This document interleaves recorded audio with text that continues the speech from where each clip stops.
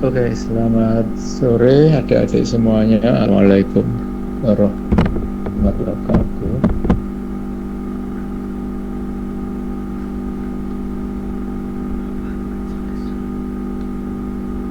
Assalamualaikum warahmatullahi wabarakatuh. Waalaikumsalam warahmatullahi wabarakatuh.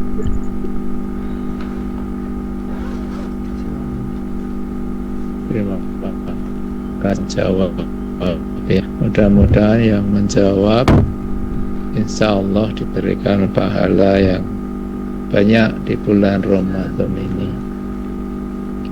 Bagi yang tidak menjawab, mudah-mudahan diberikan kesabaran dan kesadaran. Baik, akan mulai berkuliah pada surtas yang bersedia untuk saya ajak kuliah online. Kayaknya menurut saya sih lebih convenient kalau online ya, kalau jam segini, karena di kampus sudah mulai sepi, tendik sudah pada pulang. Jadi adik-adik bisa ngikutin kuliah lahan sambil tidak apa-apa. Materi hari ini adalah sistem atau software development life cycle. Nah, ini adalah suatu siklus hidup, ya, siklus hidup ya, bagi pengembangan SDLC merupakan suatu proses yang sistematik untuk membangun sistem yang memastikan kualitas dan kebenaran dari sistem yang kita nanti misalnya dia akan membangun sebuah sistem atau mekanisme ya yang dikenal sebagai SDLC ini untuk memastikan agar itu bisa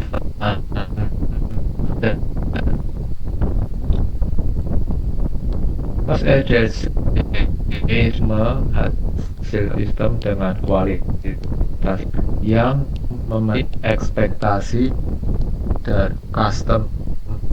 Ada tanda, ada keterangan spesifik di sini, ada memenuhi ekspektasi dari customer. Apa? Karena dalam komponen SDLC itu ada satu tahapan yang harus diidentifikasi, yaitu kebutuhan pengguna. Kemudian sistem pengembangan sistem diselesaikan berdasarkan pada satu tapi SDLC mestinya atau rencana detail yang menjelaskan mengenai bagaimana merencanakan, membangun, sistem. Kemudian setiap fase di dalam siklus SDLC itu memiliki prosesnya sendiri dan luaran sendiri, yang kemudian itu akan menjadi masukan bagi fase selanjutnya. Jadi di dalam SDLC itu adalah suatu tahapan proses yang input dan outputnya itu bisa menjadi input dan output bahan selanjutnya. Kenapa dirikan SDLC? Karena pertama ada beberapa keuntungan ya dengan penerapan SDLC. Salah satunya adalah dia menawarkan sis bagi perencanaan, penjadwalan, dan estimasi dari suatu proyek pengembangan. Kemudian dia juga memberikan surat kerja buah standar baik terkait dengan aktivitas maupun luar di hasil. Kemudian SDLC ini juga merupakan suatu mekanisme untuk mengontrol dan untuk men-tracking, melacak ya, sebuah proyek. Jadi kita bisa melakukan controlling, melakukan tracking terhadap suatu proyek yang sedang digerak. Juga kita bisa meningkatkan visibilitas dari suatu perencanaan proyek terhadap siapa? Terhadap para stakeholders. Jadi stakeholders itu bisa melihat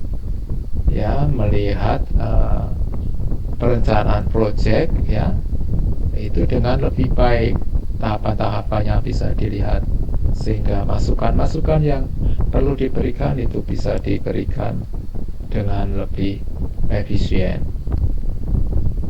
Kemudian keuntungan yang lain adalah bisa meningkatkan kecepatan pengembangan, meningkatkan hubungan dengan relasi atau klien, dan juga mengurangi risiko proyek serta mengurangi overhead ya. Overhead itu sumber daya ekstra yang harus dikeluarkan.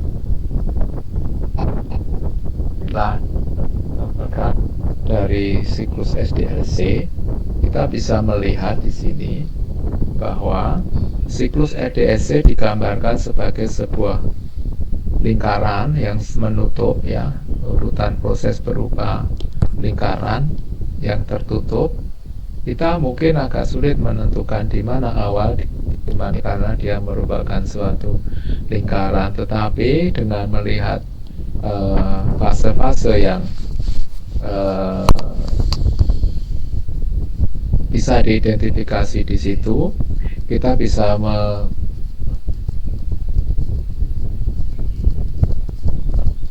ada fase requirement analysis, defining, designing, coding, testing, deployment, and maintenance. Dari semua urutan proses ini, maka kita bisa menetapkan, menyimpulkan bahwa fase pertama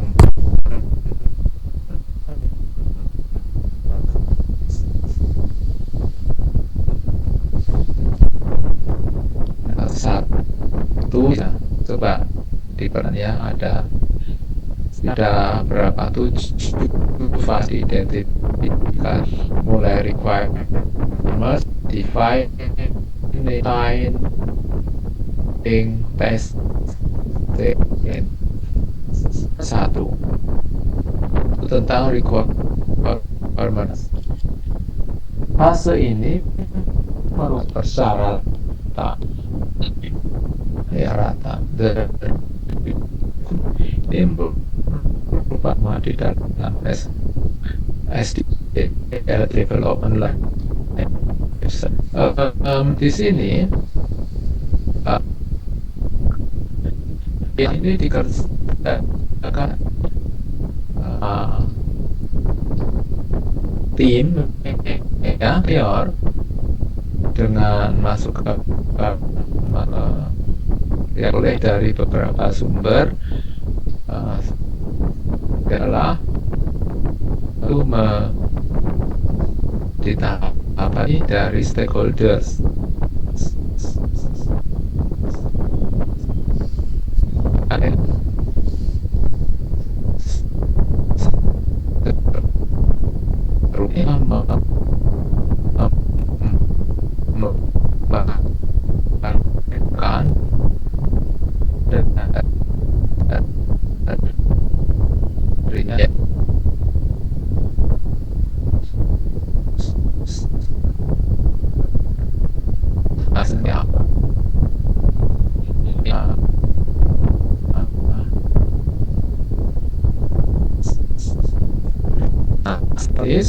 Kebutuhan pengguna, karena di tahapan inilah kita perlu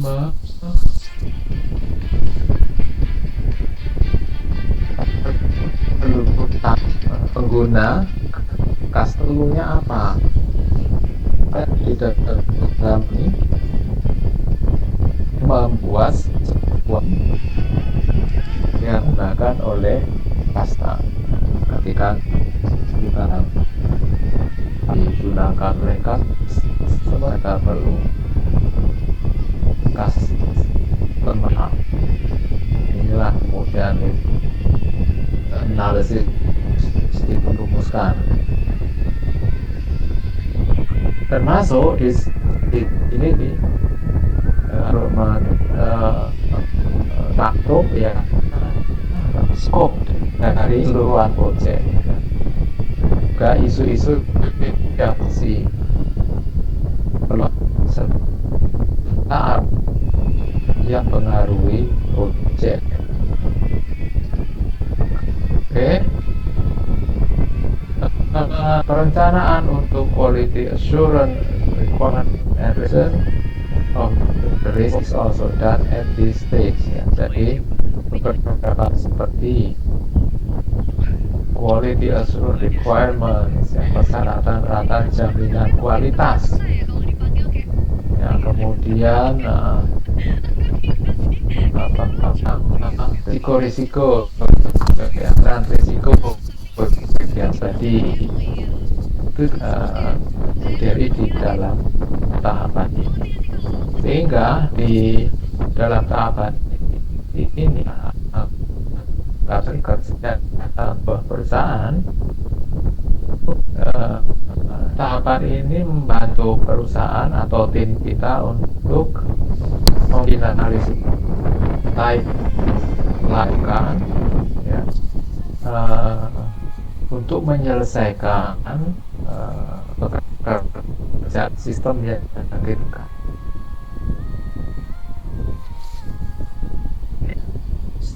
Stage fase pertama ini sangat penting karena ini menentukan langkah dan arah selanjutnya dari pekerjaan ini.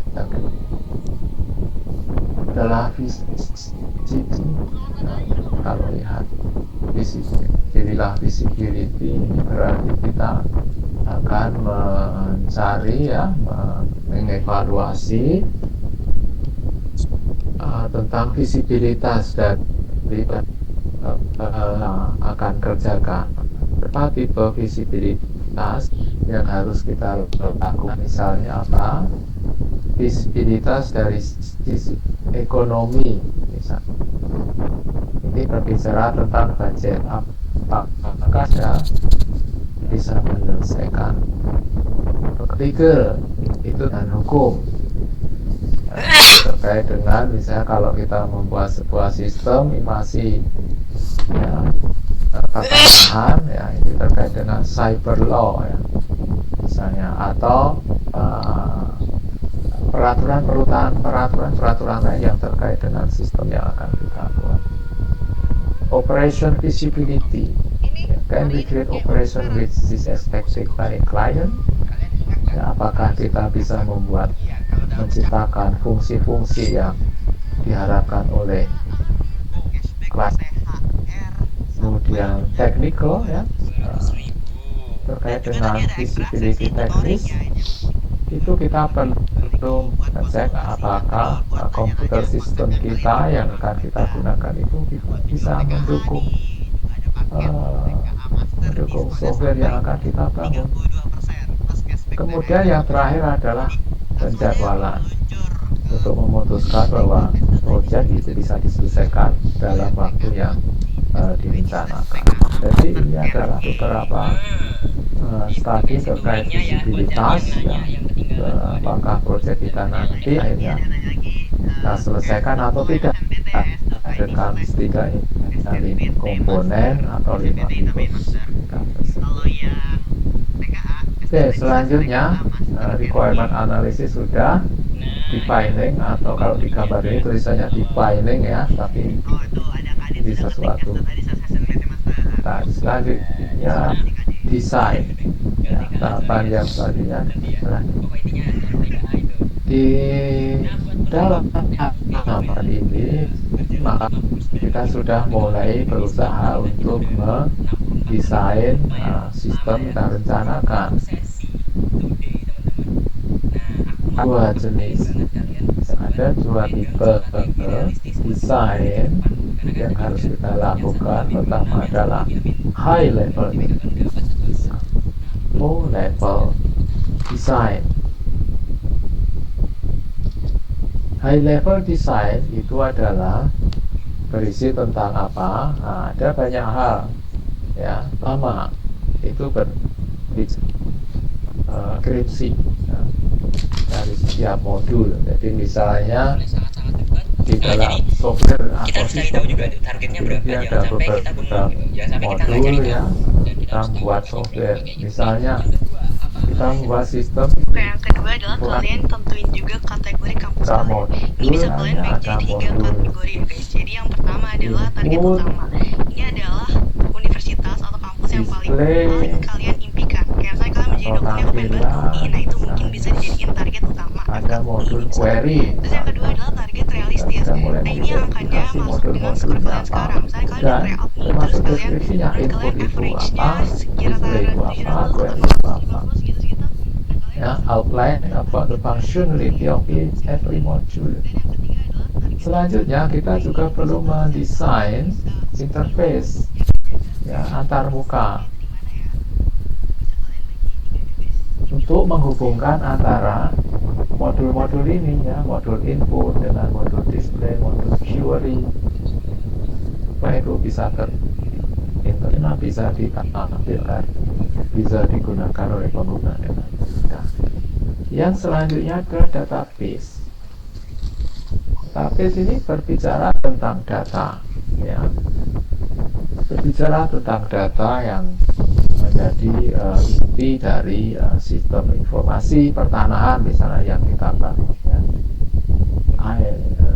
Ini tentunya berserta dengan kunci-kunci elemennya.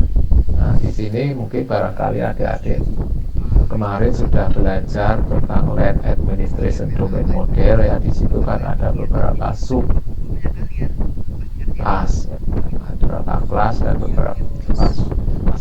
Dan melihat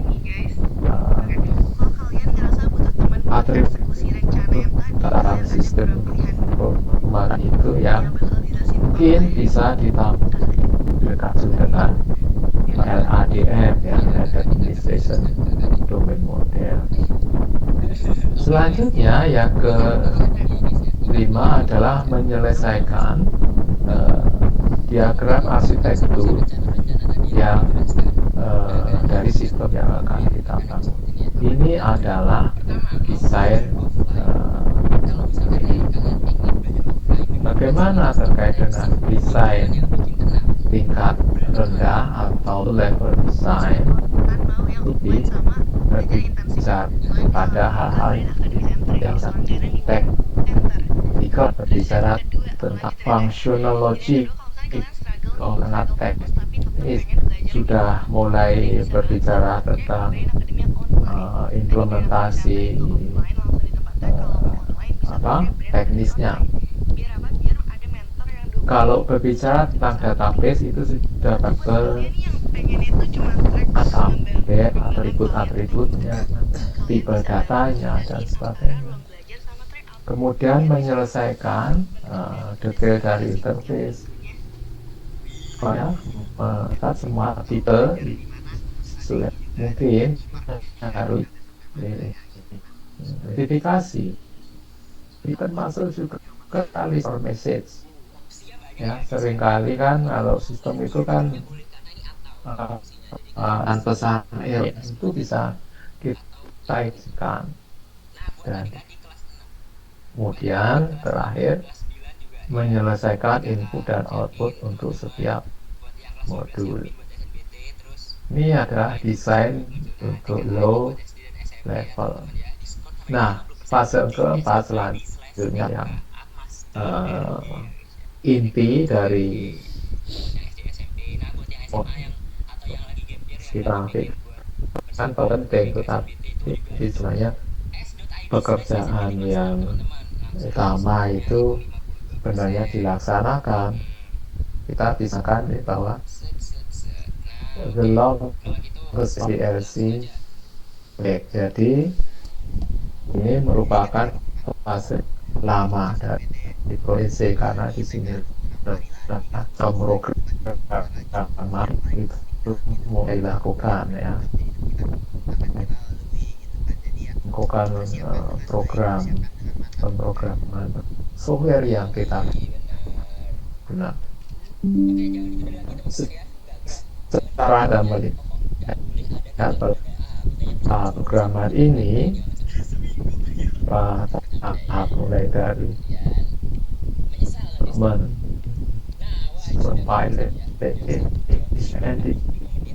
algoritma bicara sistem yang kita asumi secara dalam sistem rumus hitungan itu kita sudah mulai mengidentifikasi rumus-rumus yang digunakan ya, kita menghitung misalnya untuk menghitung seandainya yang diketahui poligon bagaimana metode pengembangan algoritma yang terbang di implementasi tulisan program kemudian dikompilasi bahan pengetesan dan atau memperbaiki bug muncul ya di dalam tes itu nanti akan kesalahan bagaimana untuk menyelesaikan itu. Fase 5 adalah testing. Nah, setelah sistem itu kita berhasil kita bangun, maka kita tahap tes. Tes yang ini terus meliputi apa? Misalnya tes dari semua sistem. Tes fungsi berarti untuk memverifikasi bahwa semua aplikasi itu sesuai dengan persyaratan yang sudah ditetapkan. Dan pada fase ini silakan quality and testing udah ditentuin ya guys, jangan untuk dinilai lagi kayak aduh aku mau apa ini mau itu, jangan. Kalian harus sudah fokus, sudah tahu mau ngapain, dieksekusi semua strategi kemudian dan memperbaiki kesalahan sampai kemudian kita akan suatu sudah terbebas dari kampanye. Semoga lancar terus ya, semoga diterima di tempat yang diinginkan, di kampus yang diinginkan. Fase 6 adalah installation atau deployment. Nah, kalau sistem yang kita kembang sudah siap, maka dia install di beberapa komputer pengguna. Ya, misalnya kita serahkan customer, kemudian komputer di kantor-kantor customer. Fase 7 adalah setelah deployment ya, penggunaan sistem itu biasanya masih ada masa maintenance, itu kita bisa modifikasi. Ada beberapa sih muncul, mungkin kita perlu melakukan upgrade berdasarkan versi-versi yang ada, termasuk juga pengembangan terhadap fitur yang diperlukan ya. Dan juga Kastengel Lutfi apa bisa Lutfi? Oke, sekarang kita akan melihat beberapa model SDLC. Ya, kalau tadi SDLC yang kita lihat kan lingkaran seperti ini ya. Apakah semuanya harus seperti itu, berbentuk lingkaran seperti ini? Ternyata SDLC itu ada berbagai macam bentuk, mulai dari waterfall model, incremental approach, model, agile model, ada juga big bang. Ada tentunya ada model-model lain yang bisa kita temukan di luar. Waterfall model ya, waterfall model ini ilustrasinya gambarnya seperti air terjun, harapannya kita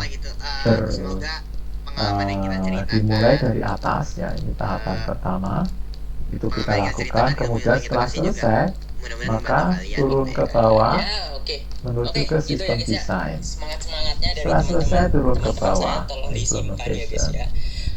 Intinya Terus ya berurut kalau seperti episode ini. 3 Jadi ini sebenarnya dan mirip ya seperti yang unfortunately kita sekaligus sudah episode jelaskan terakhir ya guys barusan ya di ya, sampai Ramadan ke 1447 maintenance. Hijriah ini udah selesai guys ya. Nah, Ya, apa sedih gitu, tipikal Alisnya disuruh ngomong itu di atau sini. karakteristik dari model ini bisa dikatakan sebagai model yang paling populer ya. Nah, ya sebenarnya Ya, karena ini episode terakhir dan lebaran sebentar Katakan lagi, aku bahwa ingin model mengucapkan ini mohon merupakan maaf lahir model dan yang batin ya guys ya. paling Mohon maaf banyak kalau masih banyak terlalu salah kata, widely salah accepted perilaku, ya accepted salah banyak lah model. intinya. Ya dari Lutfi Ya, Amanah juga jadi katanya tahapan ngomong, dibagi menjadi beberapa fase. dari sekolah The outcome, keluaran dari satu fase dari itu akan menjadi masukan bagi fase online lu setelahnya. tadi. Nah, model ini tentunya memerlukan Mohon maaf. pendokumentasian ya, yang intensif ya pada awal fase awal ya. Nah, izin Mas Lain. Jadi pada fase requirement analysis memang ada banyak tahapan pendokumentasian yang harus dilakukan. Saya Amara izin pamit. Saya Kadit juga izin pamit dari acara yang sangat keren dan informatif ini, yaitu Kolak Kumpul Online Lutfi Amara Kadit. Oke, ini adalah penjelasan dari Sampai jumpa setiap di kesempatan teman-teman. Terima fase kasih di semuanya. dalam Kolak waterfall masih ada model ya. informasi Secara dari umum Kolaknya sebenarnya ya bisa Mbak Louis, seperti yang saya bisa jelaskan Kevin di gitu, bisa awal tadi ya, Louis, pada Axel, umumnya Kevin. sama. Mungkin ya. Kapan kita Tapi ya, menggunakan intinya SDLC buat model kami ini bertiga atau sorry waterfall Tapi model sebenarnya ini? episode terakhir Ini adalah podcast ya. beberapa Posisi panduan ini singkat biasanya ya. Kita menggunakan bila pertama requirement Bye-bye semuanya. jadi Ini juga ingin enggak mengucapkan bye-bye ini guys. keinginan angka persyaratan seperti itu berubah pakai ini. Terima kasih semuanya teman-teman. Kemudian Bye. Selamat berbuka duplicate puasa. ya, Selamat aplikasi yang Selamat kan bertemu tidak terlalu keluarga. oke. Baiknya pendek, requirementnya stabil, kemudian yang itu tidak dinamis ya, cukup stabil nya. Kemudian kita memilih yang terlatih, yang penting ya. Jadi kalau memenuhi syarat itu kita bisa iya ya, dan tanya ya, mungkin salah satu kelebihan yang menonjol adalah simple to use dan mudah untuk dimengerti ya. Kemudian development stage proses pengembangan fase demi fase berurutan khususnya ya. Dan yang kedua, maaf ya, ini saya percepat ya. Incremental approach ya. Incremental approach ilustrasinya seperti ini. Jadi ada beberapa tahapan, yaitu layer 1 incremental, kedua ada layer 3. Pada tahapan atau layer ini itu memiliki step-step yang berurut seperti ini. Saya analisis, lanjut desain, kemudian coding, kemudian testing ya. Kemudian ini incremental 1 selesai, masuk ke incremental 2, itu mulai dari analisis lagi, analisis terus desain, seterusnya sampai ini. Contohnya bagaimana kalau lebih dari 3-4 bisa memungkinkan ya. Jadi pendekatannya sangat berbeda dengan yang waterfall tadi. Sumpah demi apapun menurut gue film Hoppers ini wajib banget ditonton sama pemain. Karakteristiknya adalah ya, pertama, development is broken to many mini development project. Ya, sistem pengembangan itu dipecah menjadi banyak proyek-proyek pengembangan mini. Kemudian partial system are successively built to produce a final total system. Bentuknya kecil tapi banyak, kemudian ini nanti kemudian final. Highest priority, persyaratan prioritas yang paling tinggi itu di eksekusi lebih dulu ya. Jadi yang prioritas itu didahulukan gitu. Kapan menggunakan ini? Nah, ini ada beberapa kriteria, misalnya apabila requirement of the system are clearly understood. Kemudian permintaan untuk ya rilis ya dari awal dari produk itu diminta ya. Jadi sebelum final produk itu selesai, itu customer misalnya meminta produk awal ya, versi 1 ya, sebelum final begitu mereka minta tolong dong diberikan produk awalnya seperti apa. Jadi kalau mereka meminta seperti itu bisa dilakukan seperti ini. Jadi misalnya karena customer meminta, kita bisanya yang incremental 1 ini diberikan sebagai contoh ya, contoh produk kepada customer. Kalau kemudian contoh ini kita tingkatkan lagi kemampuannya menjadi tahapan incremental 2. Kemudian dicek lagi sama customer, mungkin ternyata minta disetujui dan kemudian bisa difinalisasi menjadi produk final yang utuh.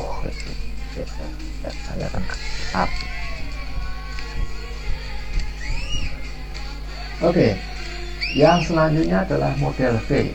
Tapi model bentuknya seperti tidak unik ya. Kita bisa lihat alurnya. Alurnya ini requirement ke bawah, kemudian bawah dan setelah kan sampai ke coding ini mulai naik ke bawah ke atas. Nah, di sini pada setiap tahapan itu ada apa namanya testing kan, misalnya untuk require itu ada harus ada data untuk menerima requirement analysis itu. Pada tahapan sistem coding, sistem desain, ada tahapan sistem testing. Pada tahapan arsitektur desain ada integration testing ya. Pada tahapan unit ini pada setiap tahap pengetesan mas ya, ini adalah tipikal dari model V ya. Kelebihannya ya, ada kelebihannya tentunya. Kenapa ini dibuat? Tentu ada kelebihannya. Yang pertama, easy to control ya, pada setiap fase itu every stage itu easy to control. Kemudian tahapan testing itu bisa dilakukan pada tahapan awal ya, berbeda dengan yang waterfall tadi ya. Testing itu kan sudah mulai dikerjakan setelah prototype software sudah jadi, itu baru ada testing. Kalau ini tidak ya, bisa dilakukan di tahapan yang lebih awal. Bagus untuk small project diplomatic area. Makanya merupakan pilihan yang tidak bagus untuk proyek kecil ya. Kemudian relatively big risk, risikonya cukup tinggi.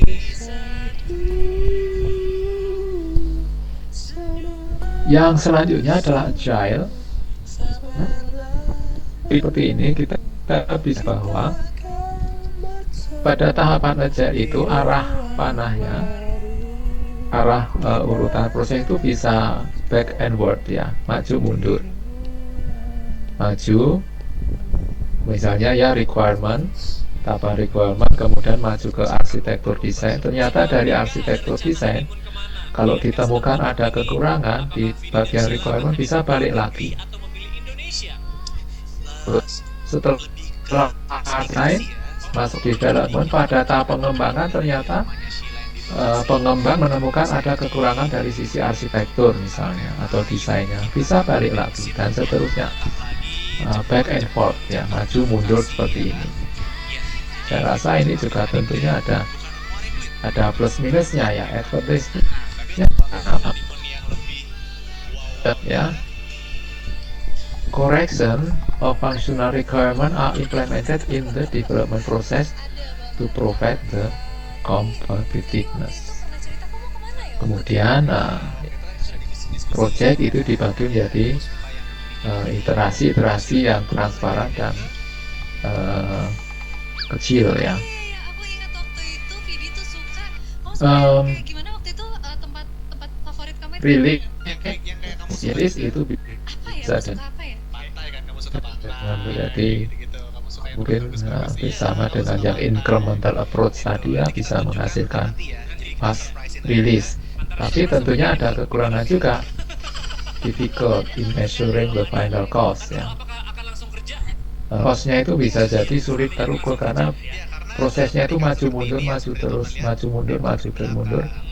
Kalau ini nggak terus maju terus ya, ini bolak-balik terus. Oke, dan beberapa kekurangan yang lain nanti adik-adik bisa baca sendiri. Selanjutnya adalah spiral. Nah, spiral ini karena apa? Karena ini bentuknya seperti spiral. Kemudian ini seperti ada sistem koordinat yang tergambar garis-garis ini ya, garis-garis melintang seperti ini. Garis ke sana, garis ke sana. Area yang terpisahkan itu menunjukkan tahapan proses. Di sini ada planning, analysis, ada agency, ada construction and release, ada sistem, ada liaison. Nah, bagaimana caranya?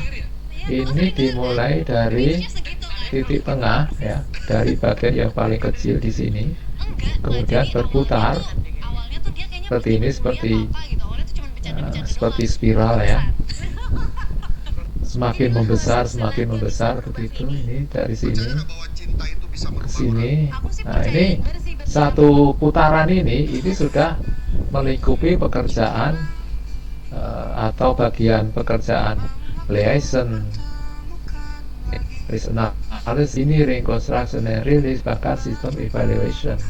Tetapi karena ini warnanya hijau tua, warna hijau tua ini adalah pada tahapan konsep development. Jadi di dalam tahapan konsep development itu meliputi pekerjaan liaison, planning, risk analysis, engineering, construction and system evaluation. Begitu juga di tahapan selanjutnya ya, yang ini hijau agak muda, ini sistem development, itu pun melingkupi pekerjaan liaison, planning, risk analysis, engineering, dan seterusnya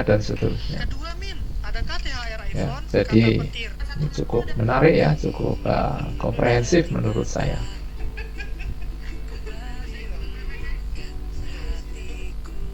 Oke, ini contoh lain ya. Tentu ada kekurangan ya, berapa kalau misalnya life cycle is divided into small parts ya. Kemudian development process is precisely documented, dan seterusnya. Kekurangannya bisa sangat mahal, mudah efektif untuk proyek kecil, Saya menghembuskan nafas terakhirnya. kemudian tahapan Harus intermediate yang perlu menghembuskan nafas. dikerjakan ya. Jadi ada plus minusnya Aku juga. ingin menjadikan malam ini untuk kakak iparku, Vidi. Kapan menggunakan spiral? Kita menggunakan spiral ketika Sayang dan menyayangkan. dan perlu ada rilis awal dari prototype. Kemudian kita bisa menyediakan prototype awal. Kemudian ketika risiko dan cost evaluation itu penting. Kemudian ini cocok untuk medium to high risk Lydia berkata, project. Kemudian when requirement are unclear and complex, ketika secara awal itu jelek bisa. tapi begitulah hidup. Ketika perubahan-perubahan itu bisa dilakukan atau perlu dilakukan setiap saat ya. Aku ingin Ini menjadikan kita malam ini bisa memanfaatkan untuk kakak iparku, metode spiral ini. Vidi. Terakhir adalah Big Bang model. Nah ini yang paling unik ya, Dikelilingi oleh orang-orang paling unik ini ya. Karena apa? Karena siklusnya nggak kelihatan kalau di sini. Kalau yang lainnya kelihatan ya. Aku minta doa Ini dari seolah-olah semua siklusnya nggak agar terlihat dimudahkan hisapnya di sisi seperti Allah satu arah. Kita ada punya time, punya effort, punya resources, kemudian dikerjakan benar-benar langsung kayak dikeroyok gitu di dalam sebuah lingkungan kerja, kemudian menghasilkan software dan langsung rilis. Nah ini pertanyaannya di sini itu bagaimana cara mengerjakannya. Oke, kita lihat bahwa Big Bang model ini difokuskan pada semua tipe untuk kakak iparku. sumber daya di dalam pengembangan Kematiannya adalah sesuatu yang program. dikelilingi Oh, very little planning. Jadi suatu sistem atau software yang dikembangkan dengan perencanaan yang tidak hanya keluarga sedikit. yang menyayangi kami. Contohnya misalnya apa? Kok ada software dikembangkan dalam perencanaan yang sedikit? Misalnya Kalian pernah nggak sih tapi kondisi darurat bencana nasional, kemudian pemerintah atau instansi itu memandang aplikasi dengan aplikasi fungsi kerja kedaruratan yang harus cepat, yang harus bisa dirilis dalam 1 minggu bisa. Kemudian tinggal orang programmer untuk mempublikasi dalam satu list langsung diimplementasikan. Nah ini adalah contoh pemanfaatan model ini ya. Jadi kalau itu proyek yang besar, waktu jangka panjang untuk diimplementasikan di sebuah instansi yang besar, digunakan untuk mendukung kinerja perusahaan, saya rasa ini nggak tepat ya. Oke, ini ada kekurangan dan kelemahan umum ya. Kekurangannya tentunya cukup banyak, kelebihannya controllingnya, kemudian monitor large project detail stat, dokumentasi, semuanya yang baik-baik itu ada. Tetapi tentunya ada beberapa kekurangan yang bisa diidentifikasi seperti increase development time, waktunya jadi tambah karena kita harus mengikuti tahapan-tahapan steps yang ada, itu harus diikuti dengan benar. Kemungkinan penambahan cost ya. Kemudian waktu harus diidentifikasikan dengan baik di awal, kecuali yang model Big Bang tadi ya, kecuali itu. Dan lain-lain, tentunya ada beberapa kekurangan juga yang bisa muncul dari penerapan SDLC. Baik adik-adik, rasa itu saya jelaskan ke adik-adik ya terkait dengan SDLC, mudah-mudahan bisa dipahami dan saya rasa cukup ya untuk sore hari ini. Saya tutup pertemuan kita. Assalamualaikum warahmatullahi wabarakatuh. Waalaikumsalam warahmatullahi Waalaikumsalam wabarakatuh. warahmatullahi wabarakatuh. Terima kasih Pak. Oke, sama-sama.